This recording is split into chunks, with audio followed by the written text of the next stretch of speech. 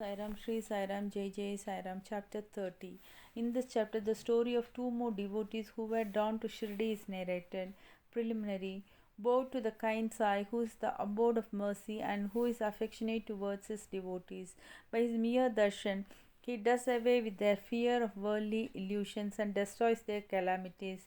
He was first Nirgun, but on account of the devotion of his bhaktas, he was obliged to take a form.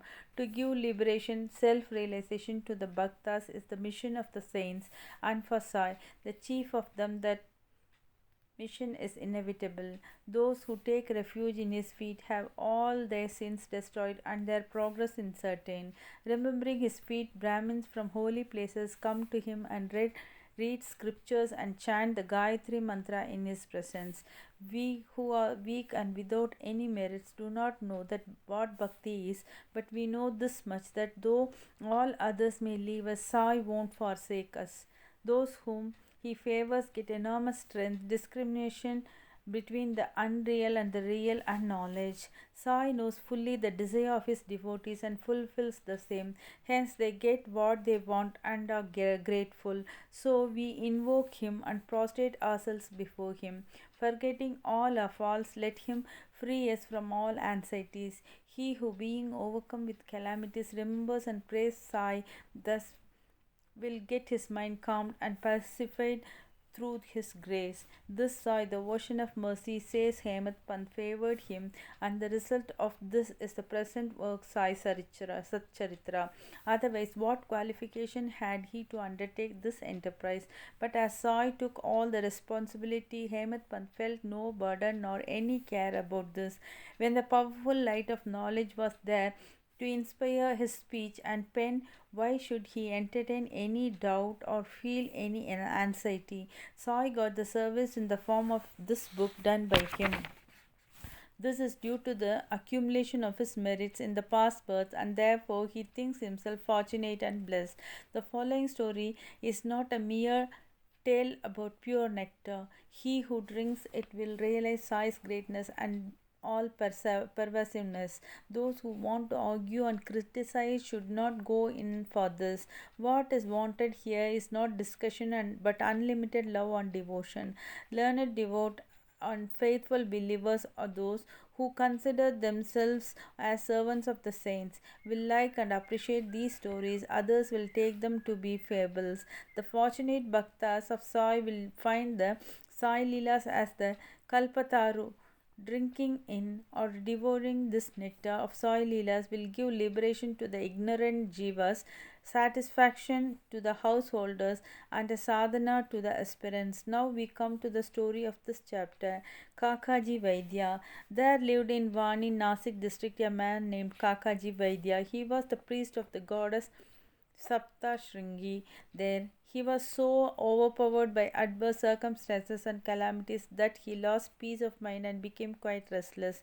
Under such circumstances, one evening he went into the temple of the goddess and prayed unto her from the bottom of his heart and invoked her aid to free him from anxiety. The goddess was pleased with his devotion, and the same night appeared to him in his dream and said to him, "You go to Baba and then your mind will become calm and composed." Kakaji was anxious to know from her who this Baba was, but before he could get any explanation, he was awakened.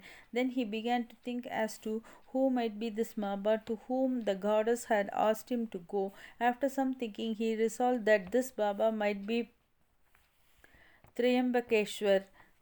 So he went to the holy place Triambak and stayed there for 10 days. During this period, he bathed early in the morning, chanted the Rudra hymns, did the Abhishek, and did other religious rites. But with all this, he was as restless as before. Then he returned to his place and again invoked the goddess most pitifully. That night she again appeared in his dream and said, "Why did you go to Triambakeshwar to in vain? I mean by Baba Sri Sai Samarth of Shirdi."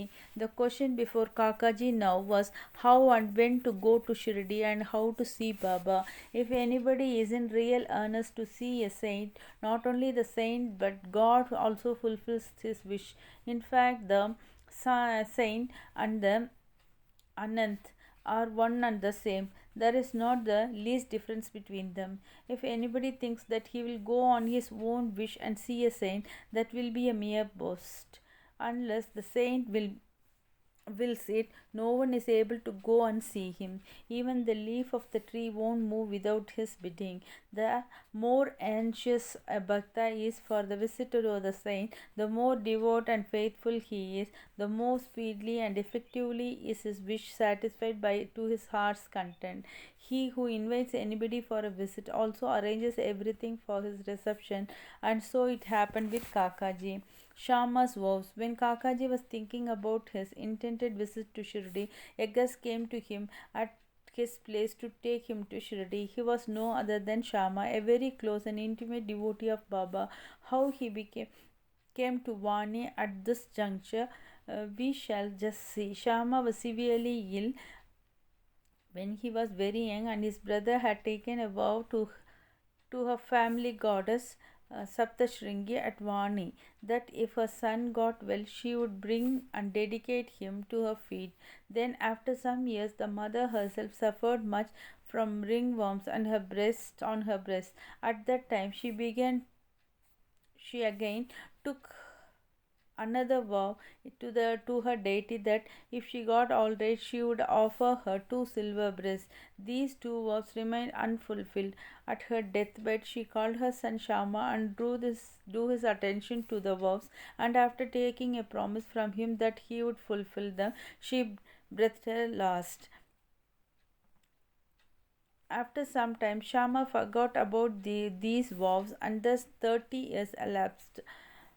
About this time, a famous astrologer had come to Shirdi and stayed there for a month. His predictions in the case of Sriman Bhuti and others came true, and everybody was satisfied.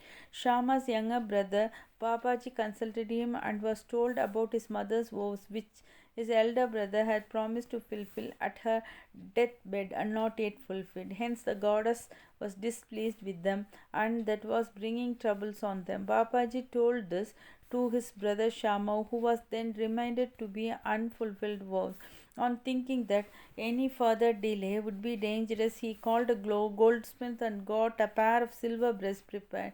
Then he went to the masjid, prostrated himself before Bama, and placing before him the two silver breasts, requested him to accept them and free him from the vows as to him. He was his Sapta Shringi goddess. Then Baba insisted upon him to go to himself to the temple of Sapta Shringi and offer them at the feet of the goddess. Thus, after taking Baba's permission and Buddhi, he left for Vani, and while searching for the priest, reached Kakaji's house. Kakaji was then very anxious to visit Baba, and Shama went there to see him at that very time. What a wonderful coincidence was this! Kakaji asked him who he was and when did he come, and on learning that he came from Shirdi, he at once embraced him. So overwhelmed was he with love. Then they talked about Sai Leelas, and after finishing the rites of Shama's vows, they both started for Shirdi.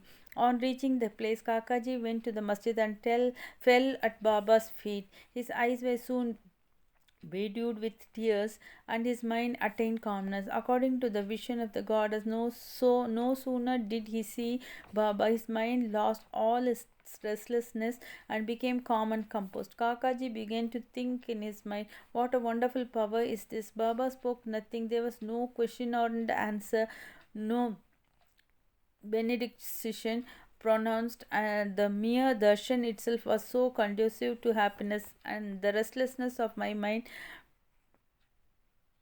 disappeared by this mere darshan. Consciousness of joy came upon me. This is what called the greatness of darshan. His vision was fixed on Sai's feet, and he could utter no word. Hearing Baba's leelas, his joy knew no bounds. He surrendered himself completely to Baba, forgot his anxiety and cares, and got undiluted happiness. He lived happily there for 12 days, and after taking Baba's leave, Udid and blessings returned home.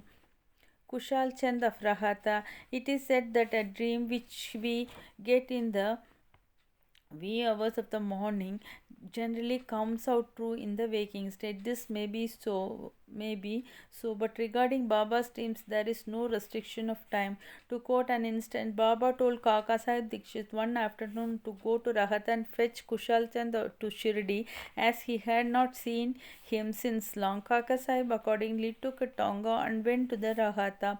He met Kushal Chand and gave him Baba's message. On hearing it, Kushal Chand was surprised and said that while he was taking a noon nap after meals, Baba appeared in his dream and asked him to come to Shirdi immediately, and that he was anxious to go. As he had no horse of his own nearby, he had sent his son to inform Baba. When his son was just out of the village border, Dikshit's tonga turned up. Dikshit then said that he was sent specially to bring him. Then they both went in the tonga back to Shirdi. Kushal Chand saw Baba and all were pleased. Seeing the Leela of Baba, Kushal Chand was much moved. Ramlal Punjabi of Mumbai. Once a Punjabi Brahmin of Mumbai named Ramlal got a dream in which Baba appeared and asked him to come to Shirdi. Baba appeared to him as a Mahan, but he did not know his whereabouts. He thought that he should go and see him, but as he had not his address, he did not know what to do. But he who calls anybody to him also makes the necessary arrangements for the same. The same happened in this case. The same afternoon, when he was strolling in the street, he saw a picture of Baba in a shop. The features of the man he saw earlier in his dream tallied exactly with those of the picture. Then, on making enquiries, he came to know that the picture was of Sai Baba of Shirdi. He went soon after this to Shirdi and stayed there till his death. In this way, Baba brought his devotees to Shirdi for darshan and satisfied their wants, material as well as spiritual. Bow to Sri Sai. Peace be to all. Thank you.